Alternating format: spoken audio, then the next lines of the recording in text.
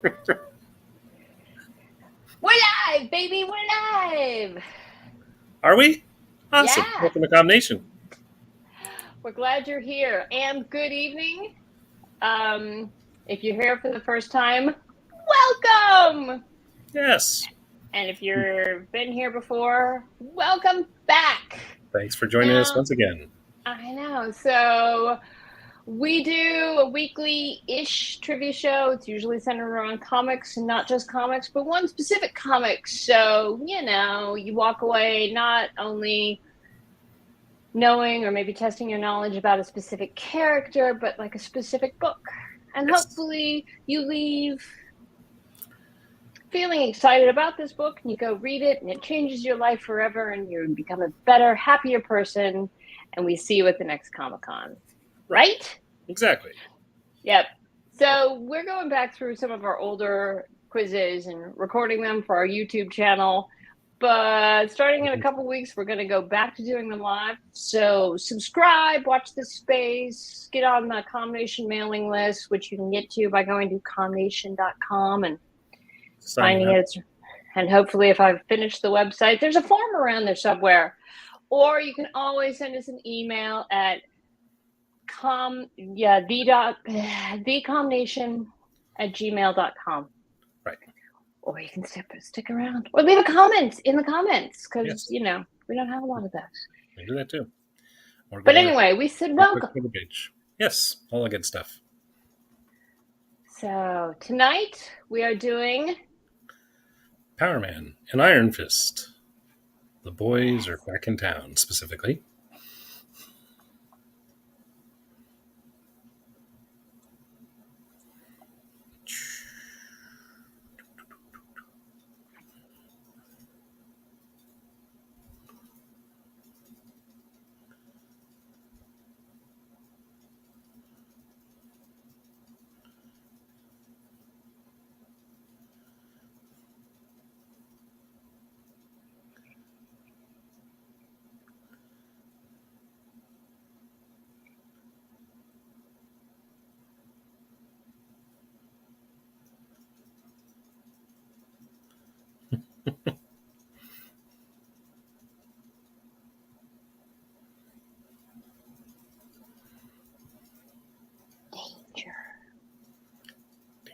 Danger.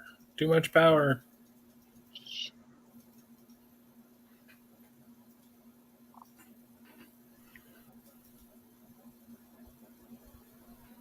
There's a little like Wonder Woman there, bullets and bracelets. And the cool headband.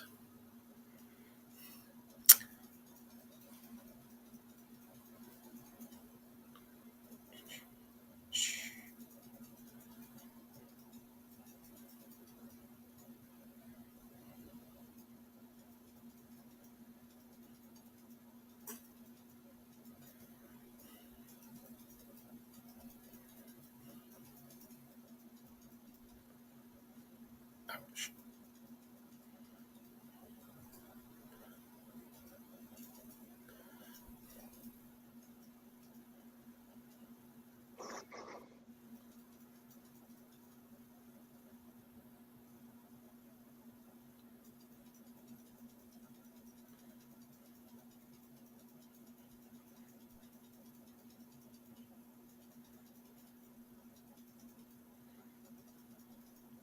Nice moves.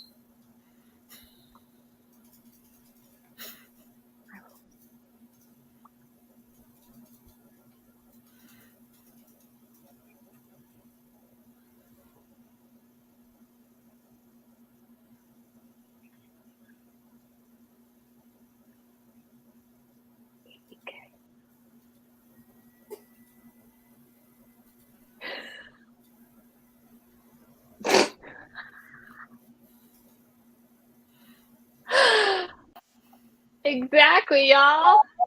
Yeah.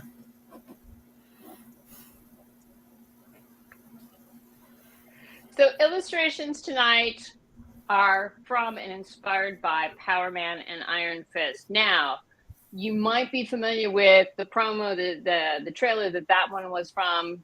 That was the recently produced, or a couple of years ago produced, Netflix series. Finn Yes. Jones was Danny Rand, who's Iron Fist. Mm-hmm. And Mike Coulter started as Luke Cage. And Luke Cage is Also known as Power Man. Yes. And then the two actors were also in the team up series, The Defenders. Right. And the other members of the Defenders were the Marvel comic street level heroes. These are not Superman. This is not Batman. These are guys you'll meet on the street, you'll meet in the neighborhood, and they're These not are the heroes in your neighborhood. they're not going to be the guys necessarily, Hanging on Avengers Tower, per se. Yeah. But, and then when the Avengers assemble, they might forget to invite these guys, which is kind of rude if you think about it. But right. But yeah. But yeah, so the series on Netflix ran for about 2 seasons. That was canceled in 2018. But since I keep hearing speculation, and according to the internet, which is never wrong. No, the internet is never wrong. There's going to be a revision of the series. Well, one of the rumors was that Daredevil's alter ego, Matt Murdock, might show up in the latest and greatest Spider-Man film, which now that it's been out for a couple of months, could almost... We know that to be true. We know that to be true. So that rumor, actually, the internet was right about. Mm-hmm. And the series that used to be part of the whole Netflix thing have recently made their way over to Disney Plus. So they're now at least being available with the rest of the Marvel Universe cinematic fare. Yep. Whether that means we'll actually see them in the same shows down the line remains to be seen. Yeah. But if you're familiar with Power Man and Iron Fist from the Netflix series or its various incarnations, we'd like to take a minute to talk to you about the specific graphic novel, The Boys Are Back in Town, because it's a lot of fun. Mm-hmm. So stick around and we'll talk a little bit about Power Man and Iron Fist. We'll talk a little bit about the series. Yeah. And you can count the number of times I screw up the man's name and call him Iron Man and Power Fist. Which, if it isn't a character, kind of really should be. Now, well, one of them is. Combination makes every attempt to bring you accurate and interesting questions. However, from time to time, some may argue that our questions have more than one answer. If this happens, please accept our preemptive and most humble apologies. Please choose from the best response of the options available. Remember, we're multiple choice, y'all. Yep. There's no open essay form. It's got to be on there somewhere. If it's not one of the answers, then pick the best one you got. Exactly. Pick the closest. Yes. So appearances in other media like the Netflix series or the various other MCU movies and changes made by subsequent storylines or etc., they may not apply. We're talking about this novel, this graphic novel. So now your answer is your answer. And after the question is closed, that's it. The host and or combination, that's us. We will have final say in all circumstances during play. Right. So if Godzilla comes and eats you and your internet goes down, I'm sorry. You're not going to get an extra point for that. No. Unless, of course, you send pictures. Then, half point. Yep. So the way it works is the first and fastest right answer to the question is the winning answer. It's the most winning answer. And the winner gets a chicken dinner in our hearts, but we don't have prizes. No. You're playing for fun. Because we're doing the street rights. And anytime we do make money, we give it to charity because we're not in this for the money. No. We're in this for the love. The love of comics. There you go. There you go. The love of y'all. The love of y'all. And trivia. Let's get started. Yeah. Let's get started. Now, including Luke Cage, there have been 3 people to use the Power Man alias. Who are the other 2? There's more than one? Yes, but Luke Cage is our favorite. Absolutely.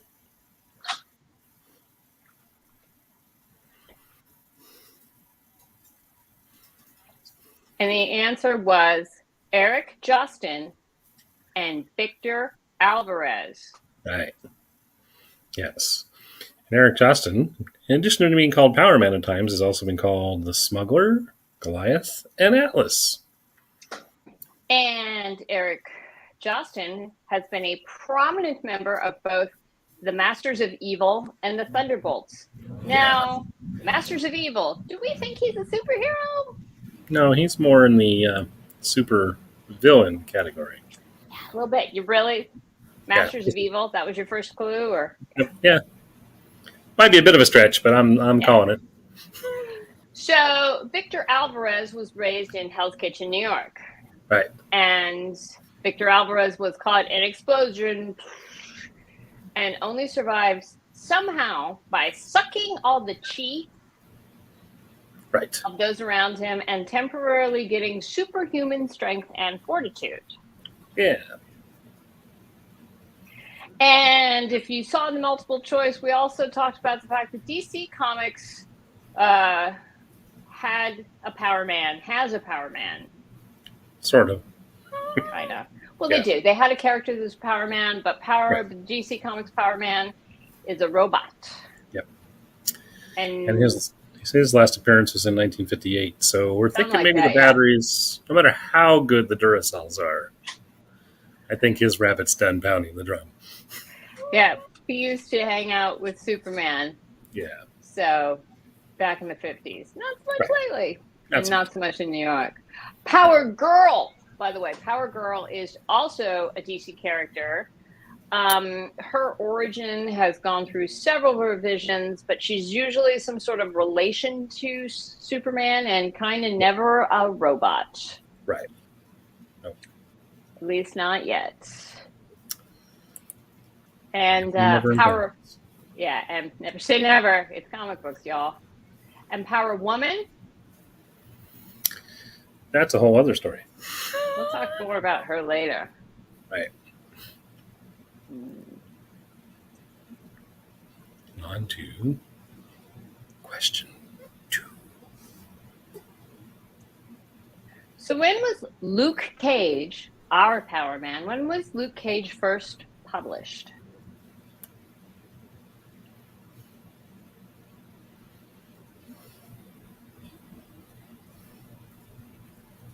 Todd, do you remember the answer to this one? Yeah.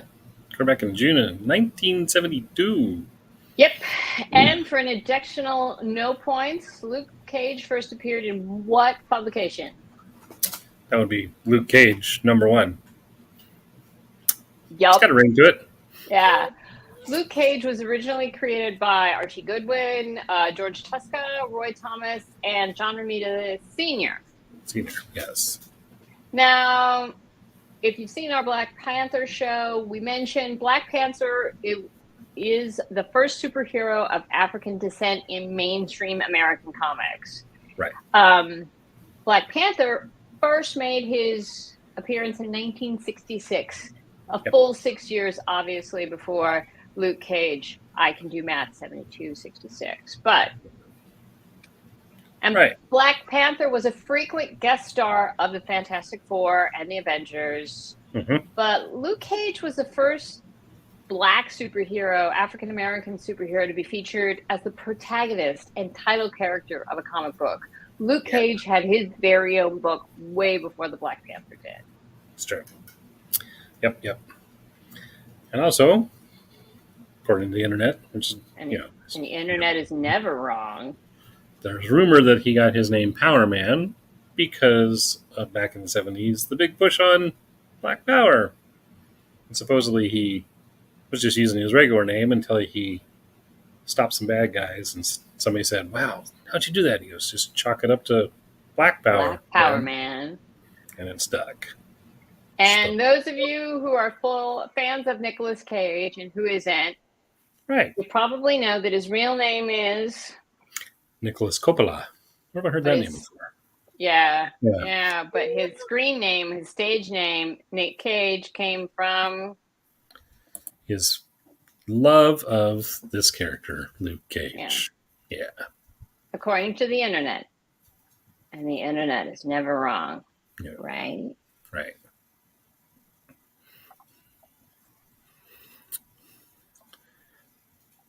But along with Luke, Iron Fist. So what's Iron Fist's real name? We accidentally said it earlier, so you should get this really super fast. It was also referred to this in the promo we saw. So did I mention? Yeah. It is Danny Boy Rand. Right. That's Iron Fist. Yes. It was originally created by Roy Thomas and Gil Kane and first appeared in Marvel Premiere number 15 back in May of 1974. Not that long after Luke's debut. Yeah. Now, Chi, as if you know, or maybe you don't, Chi, we were talking about Chi before. Chi is the vital force forming part of any and every living entity. And Iron Fist, he's the wielder of a mystical level of Chi, I guess. But he's able to summon and focus his Chi to like this amazing level. The belief in Qi is one of the central underlying principles in Chinese traditional medicine, as well as Chinese martial arts. Yep. And Danny picked it up as almost a family history thing from his father, who also supposedly studied the mystical arts. Yep, he spent time in a mystical city and saved saved Danny's father, saved the life of this mystical city's mystical ruler, Lord Tuan. Yep. Who became his adopted son.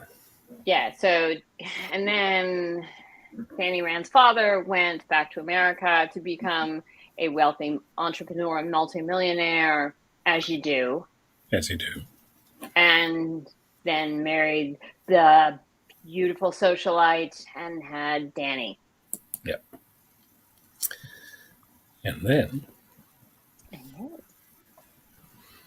But you remember we were talking about the mystical city? Mm-hmm. What was the name of that mystical city? It wasn't Shangri-La. Nope. It wasn't Shambhala. No. It wasn't Kathmandu. Nope. Todd, tell us what it is. It's called Kunlun. At another mystical city in the far east, is somewhere up in the Tibetan region between Asia, India, somewhere off there, similar to where Shangri-La and Shambhala, Nara Parbat, all the rest of those places are. So, Kunlun is a mystical city located in a pocket dimension. So, like, this is why you should always check your pockets and keep your hands out of your pockets. God only knows what's in there. Kunlun is one of the 7 capital cities of heaven. And how many capital cities of heaven are there? How many? 7. There's like 8, I thought. Anyway. Actually, you might be right, because they keep finding other ones in different little pockets. This is why you check your pockets, y'all. This is why you check your pockets, especially before doing laundry or going to a mystical universe. Right. So, there's a bunch of other mystical cities, Kunzi, Penlai, can't remember any of the others, but they're all in different. Now, this is Marvel mythology. They're in different pocket dimensions. For other places as well. Yeah, and each of them have their champions. Each of the 7 capital cities of heaven have their champions, and Iron Fist is the champion of Kunlun. Right. Whoever wields the Iron Fist. Yes. Which has been different people over the ages. And so, one of the capital cities of heaven is Penglai, which is got Cobra Warriors, which is not to be confused with G.I. Joe's Cobra Warriors. This is a different Cobra Warrior entirely. Right. But let's face it, if you're battling somebody who's a Cobra Warrior, he's not a good guy. Not usually. Yeah. They're a snake in the grass. Right. They're shifty. So, Zagombo. That's another one of the Seven mystical cities of heaven. Yes. Yeah, but yeah. By the way, there's 8. There's 8 mystical cities that make up the 7 capital cities of heaven. Kind of like there's 12 teams in the Big Ten. Yeah. Don't know why. But if it drives you crazy, you're my people. I'm with you. Yeah. That's why we do trivia, not math.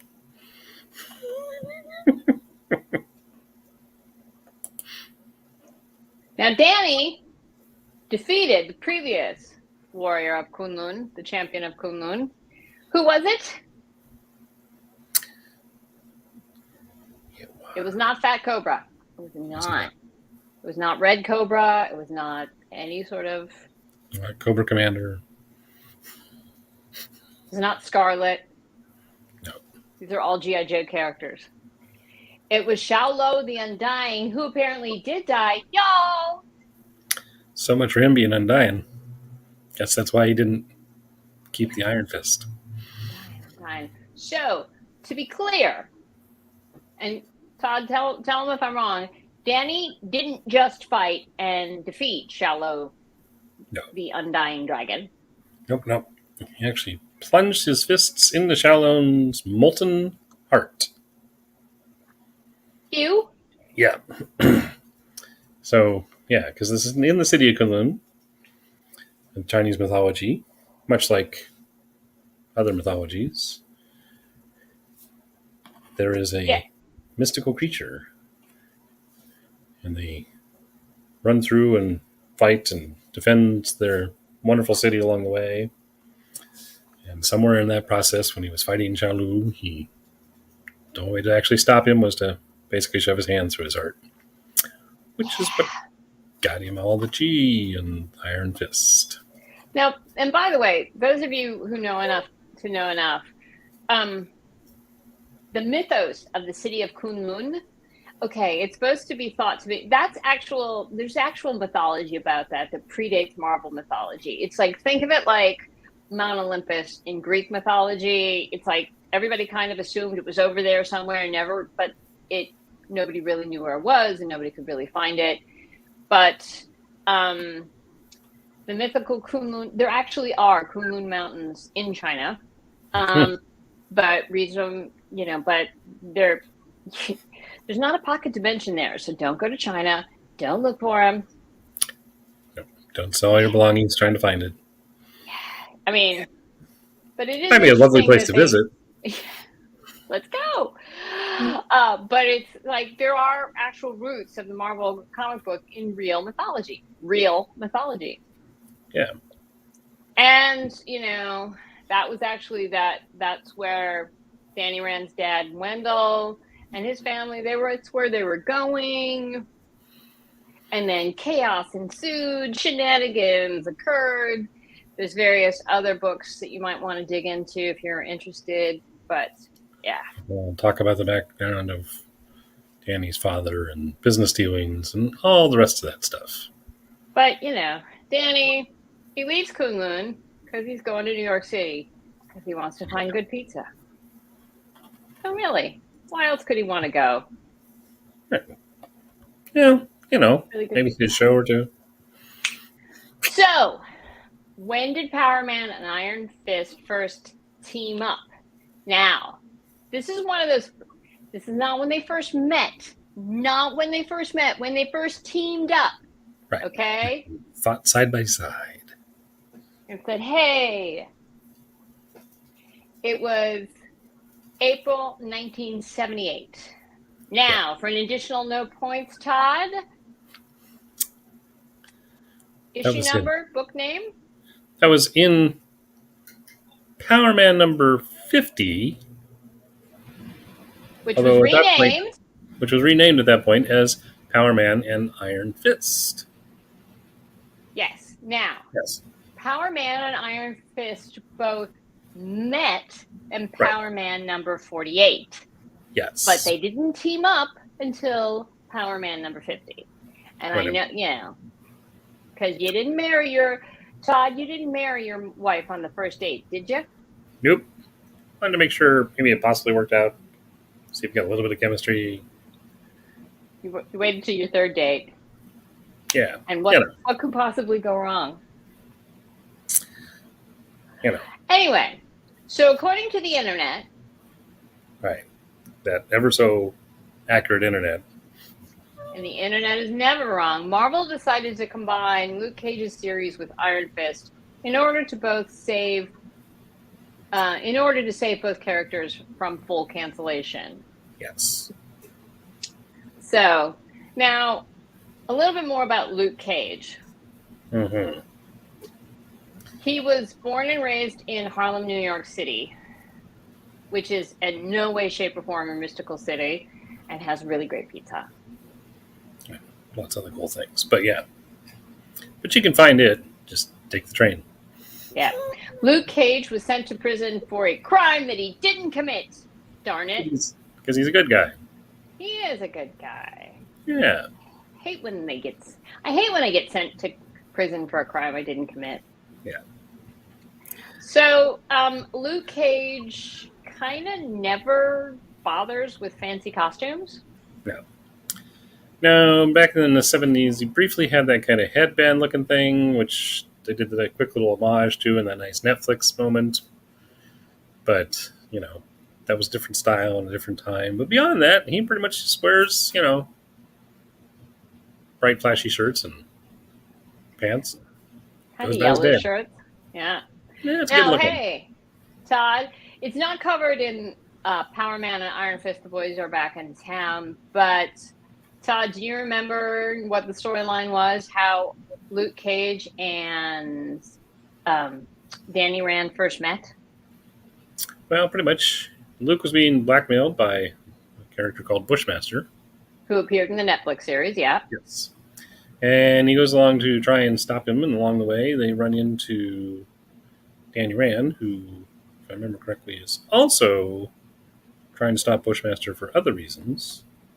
And Bushmaster had captured Claire Temple and Noah Bernstein in order to force Power Man to find Misty Knight, but Misty Knight was a friend of Danny Rand, so right. Danny was defending Misty. Luke Cage at the time didn't know her. They fought, and 2 issues later they teamed up, and it was lights out for Beastmaster. Yeah. Bushmaster. Iron Man. Hurt me. Stop it. Okay. I think we got to get out of this question now. Okay.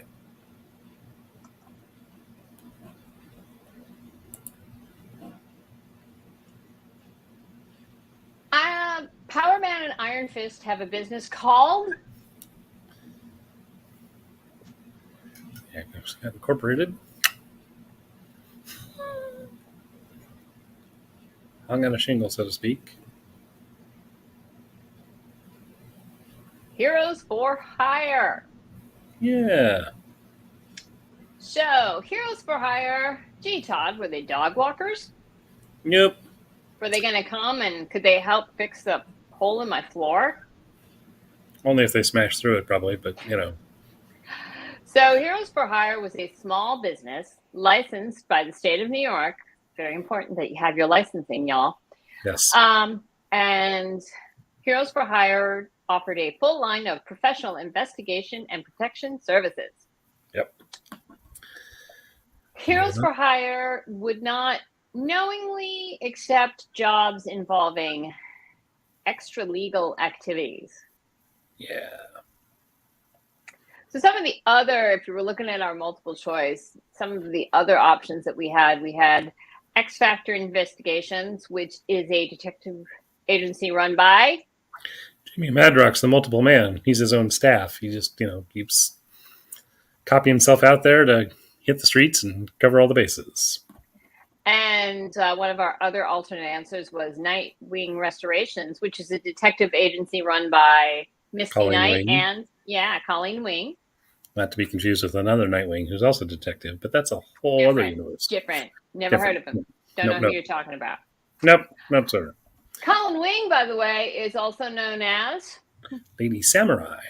She yeah. wields a really wicked sword.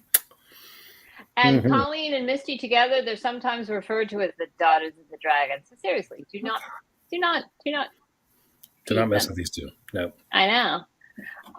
All of these folks, I think, are pretty much based in New York City or thereabouts.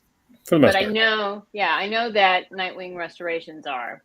Yes. And actually, if you're fan, they make a brief appearance, if I'm not wrong, in The Boys Are Back in Town, right?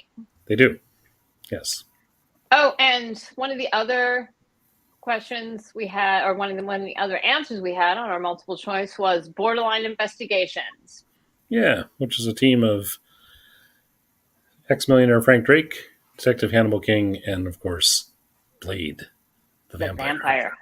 Yeah, they're who you call when Ghostbusters can't get the job done. Nope. When the stakes are a little higher. Yeah. Borderline Investigations, by the way, they're the stars of the graphic novel Night Stalker, if you've ever heard of it, which is not to be confused with Carl Kolchak.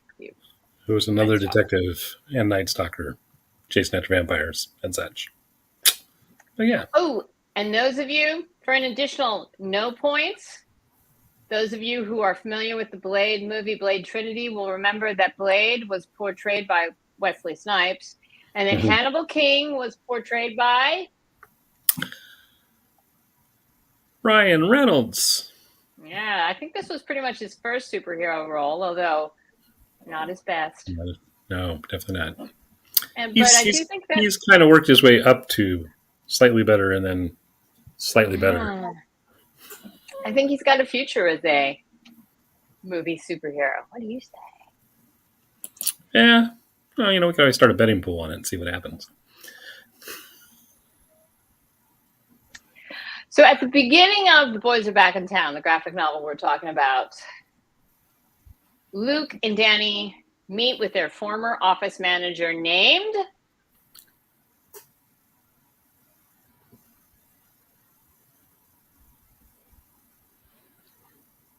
Jenny Royce.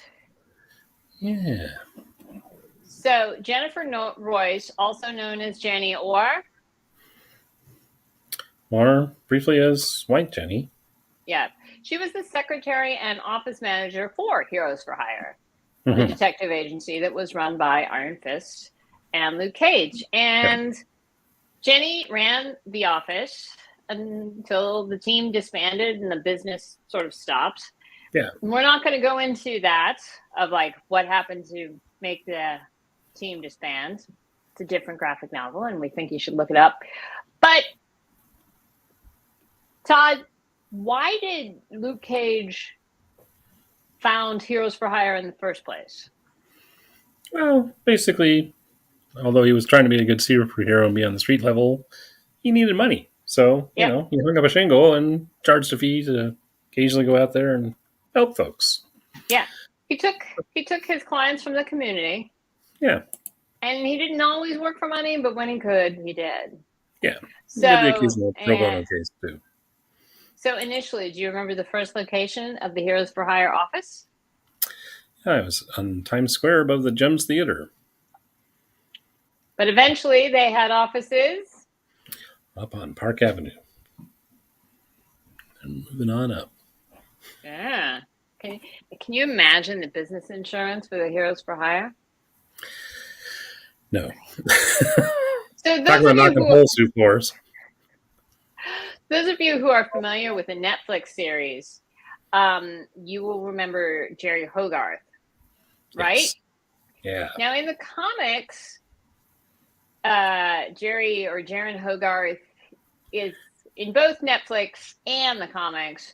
Jaron Hogarth is a brilliant attorney, a brilliant business person, someone who worked for Rand Meacham Inc. and was a close friend of Daniel's father.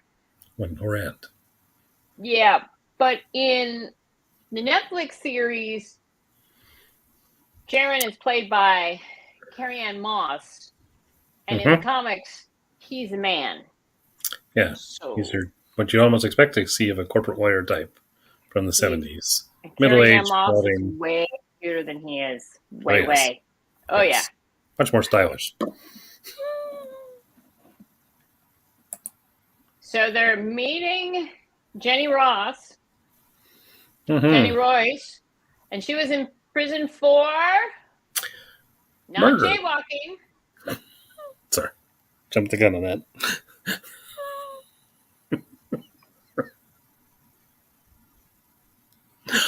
Yes.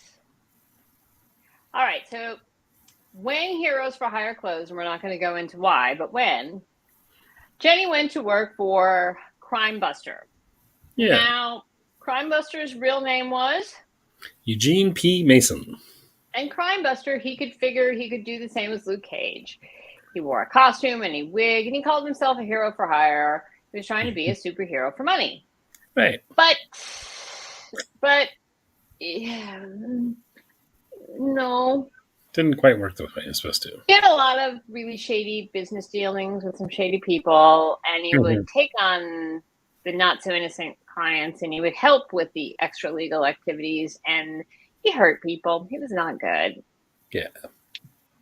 And, you know, Jenny and Eugene, the crime buster, they started dating. He physically, mentally, and emotionally abused her. It's not a pretty thing. And he got killed. Yep. And she went away for it. Mm-hmm. So don't do that. Don't help people for money and money alone. Don't date someone who's beating you up. Don't kill people. And above all, don't put on enchanted masks from Commedia del Morte. No. Which is a bad group of people. Crime doesn't pay. Crime doesn't pay.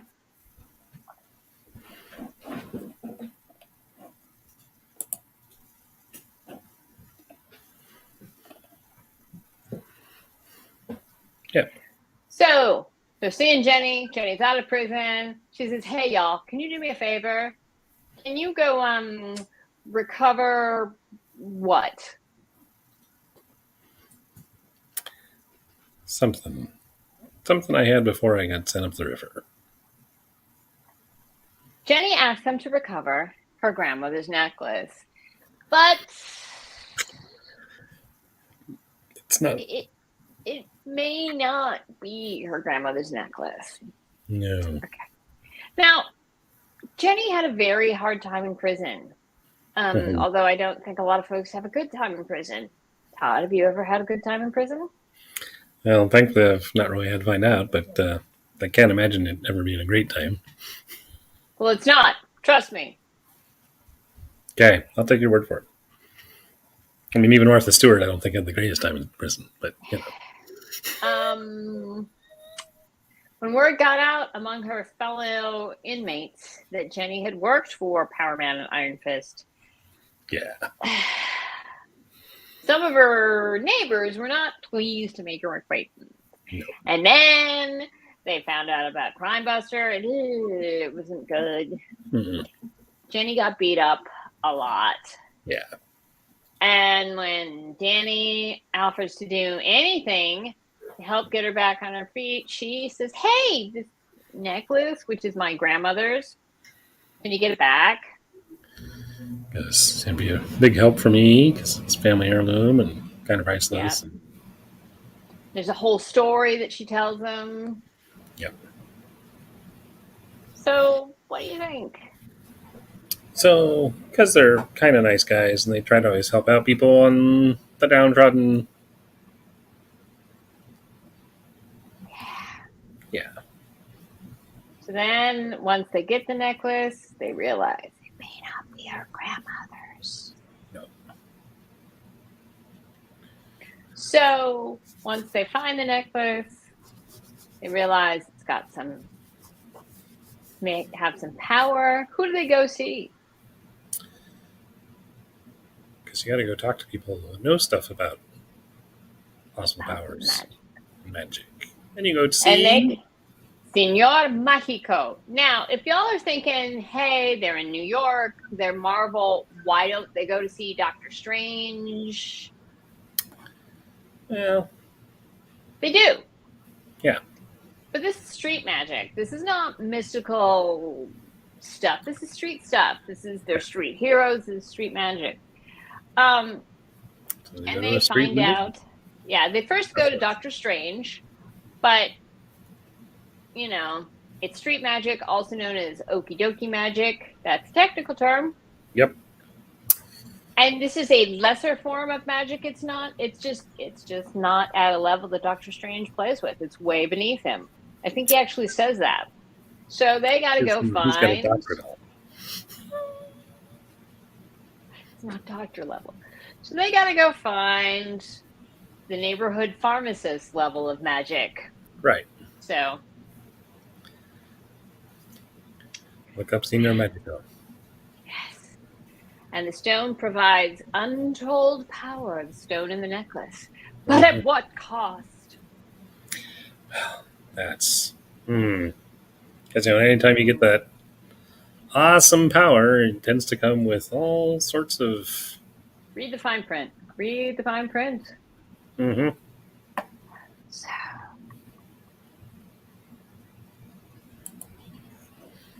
So when they're going and they're looking for the necklace, they run afoul of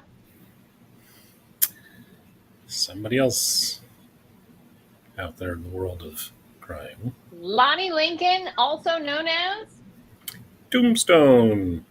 Now, Tombstone runs all of organized crime north of 110th Street.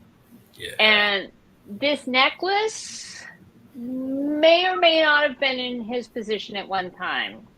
Right.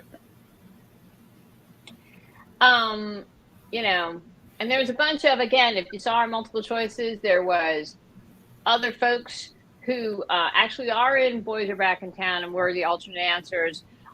These include Angar the Screamer, real name David Angar. Yep. And David Angar the Screamer, received his power from Moondragon, the daughter of Drax the Destroyer.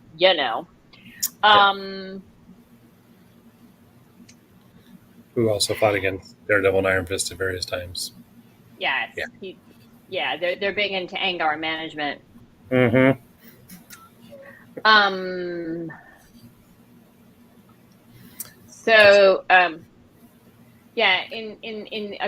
think according to current continuity, David Angar the Screamer, was diagnosed with throat cancer, underwent this experimental cancer treatment, and it involved exposure to experimental energy.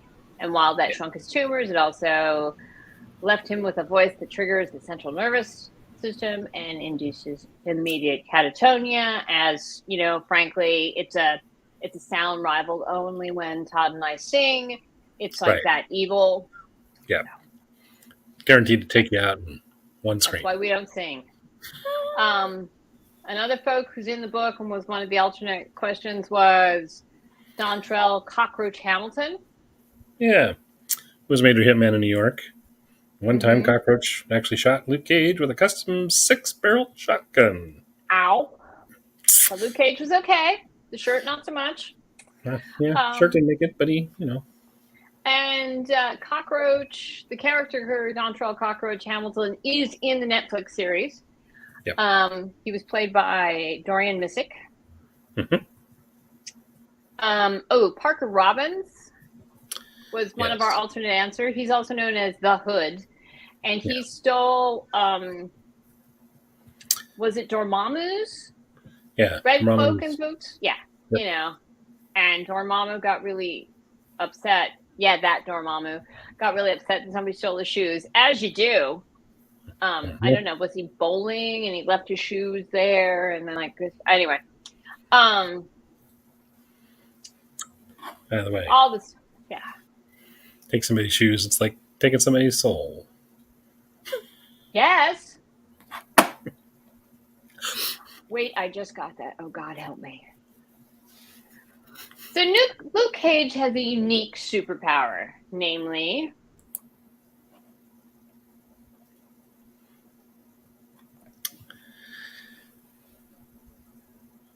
He's got. He has breakable skin, Yeah. or nearly unbreakable.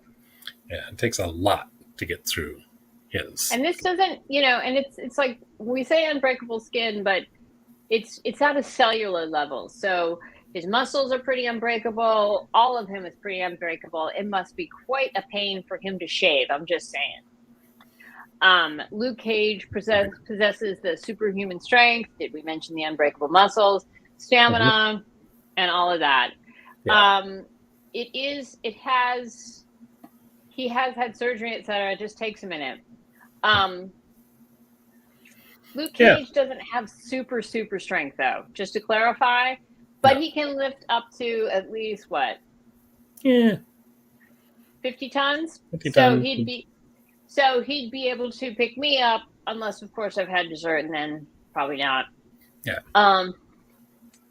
So if Superman and Luke Cage were arm wrestling, Superman would win. But, if Luke Cage and I were arm wrestling, he'd win. Yeah. Luke Cage, the nearly unbreakable skin, it can resist bullets, puncture wounds, corrosive, biological attacks, extreme temperatures, pressures, all without sustaining damage. Right. But his shirts, not so much. So a lot of time in the comic book, he's topless. I don't think Power Girl has this problem. I could be wrong. And as you sort of might have gathered from the promo we showed earlier, Luke Cage possesses these abilities as a result of a cellular regeneration experiment that he got in prison. Yeah. From a shady prison doctor. There's a story there, but if you want to find out more, watch the Netflix series, read the book. It's fun. Yeah.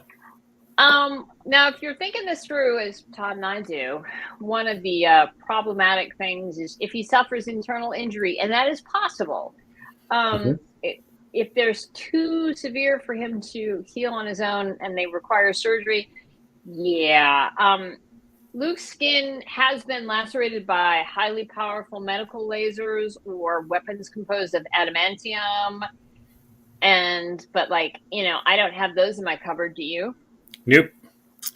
You got to go to a very specialist to find those things. Specialized medical stuff. But Luke Cage, by the way, in addition to being, strong and powerful, he is an expert in combatants with years of street fighting experience and working with the Iron Fist, who's was training with mystical monks and whatnot in a mystical city in the pocket dimension. Yeah, he's helped train up Power Man. So, Yeah. And so fun. He's a gifted athlete, and he apparently speaks a handful of languages. So, yeah, he's a smart guy too. Yeah. And he's married, y'all. Yeah, all that. Who's he married to? Why, in the comics, he's married to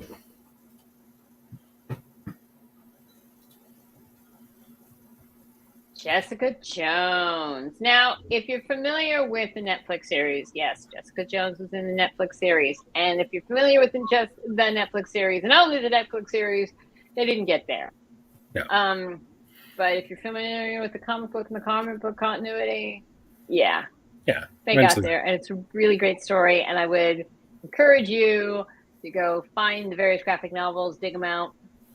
Yeah. Because it's a nice story. Anyway, a little bit more about Jessica Jones.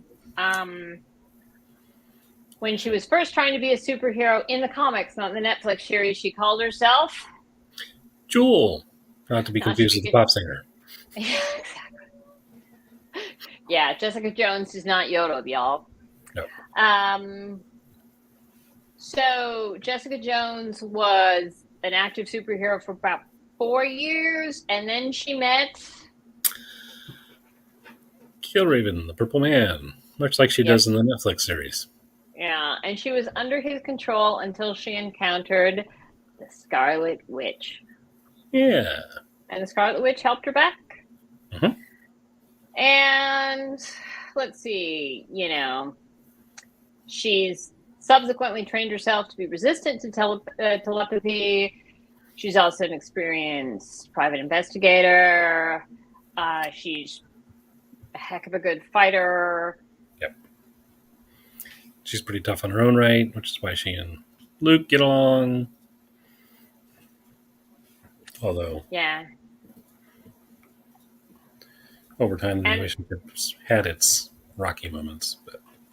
And again, not in the Netflix series, but in the comic books, they're married. Todd, do you remember when they got married? They tied the knot in New Avengers Annual Volume 1, number 1. And other folks, including Carol Danvers, Ms./Captain Marvel, Spider-Man, somebody named Mary J. Watson, Spider-Woman, Wolverine, and Iron Man all showed up. Without one gate-crashing supervillain. Yeah. Very, very, very exclusive list that was kept seriously on the lowdown. And you remember before when we said sometime later we would talk about Power Woman? Yeah. She went by Power Woman, but that said, she never took Cage as her last name. She's still Jones. Yep. But sadly, in the Netflix series, they never got there. Yeah. Now, when the boys are back in town, Luke uses safe swear words, namely... one of my favorite snacks.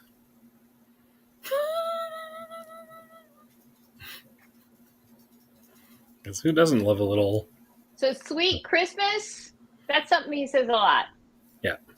That wasn't one of the options. That wasn't the answer we're looking for. We were looking for fiddle faddle. Right.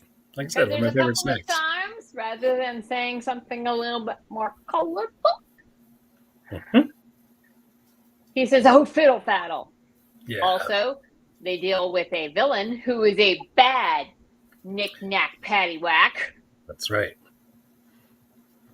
And he's doing that. Luke Cage is doing that because in The Boys Are Back in Town, Luke Cage has a child, specifically a daughter, Danielle. And she's at that age where she's starting to talk and she's repeating what people say to her. That's right. Do you remember that? Damn it. Oh, now you did it. Language! Gotta get Captain America to sit there with you and make sure you don't use that harsh word. Yes. And while the Danielle will probably grow up to have Luke Cage or Jessica Jones superpowers, at the time of The Boys Are Back in Town, Danielle's only superpower is... being wonderfully cute. Adorableness. That's Todd's superpower, too. Yeah, but I'm not fiddling cute like some people. So, Iron Fist is an occasional babysitter to Danielle. As a matter of fact, there's a reason why she's Danielle. Yeah, Daniel, get it. But for an additional note point, do you remember who Danielle's long-term nanny was or is? And that would be Squirrel Girl. Squirrel Girl! Yeah. Because anyone ever who has had to run after a toddler all day knows that it takes the most powerful person in the Marvel Universe to keep up with them. That's right. It's nuts. Yes.